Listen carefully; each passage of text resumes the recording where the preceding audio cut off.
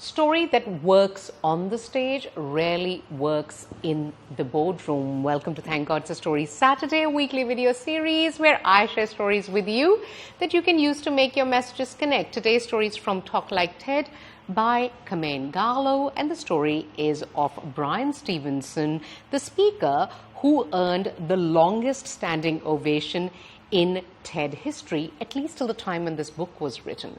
Now, Brian Stevenson, in his talk, starts with a story about his grandmom. He says that, I remember one day my grandmom called me and said to me, I've been watching you. You are very special. You can achieve anything you want in this life.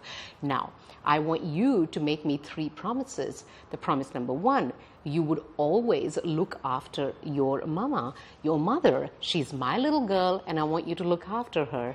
And Brian Stevenson says that I loved my mom, so I said, okay, mama. And then she said that you will always do the right thing. Even if it is the harder thing to do, you would always do the right thing. And I said, okay, mama. And then the third thing she said was, they promised me you will never drink alcohol. He says, I was all of 9 years old, so I said to her, okay, mama.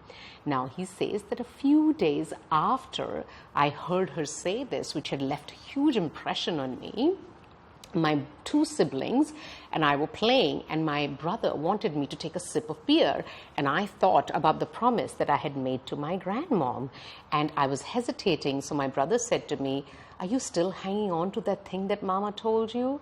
Well, she tells all her grandchildren that they are special. And the audience laughed. Now, there is no real message per se in this story. When asked, why did Brian Stevenson start the talk like that with this particular story, he says, you have to get the folks to trust you. Stevenson said that if you start with something too esoteric and disconnected from the lives of everyday people, it is harder for people to engage. He further goes on to say that he uses stories about families and mothers and grandmothers and children so that there is some level of connection.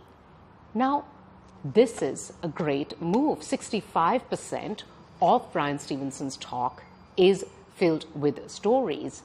But you would never start your boardroom presentation with a story like that, because in the boardroom, we are driving a different agenda with our strategy, with our business plan. We would choose a different kind of a story. What would that story be? To find out, check out my new book, which released yesterday and became #1 bestseller in business management category in Amazon. Strategic storytelling, why some stories drive your success at work. Don't. Stay storied. I'll see you here next Saturday with another story.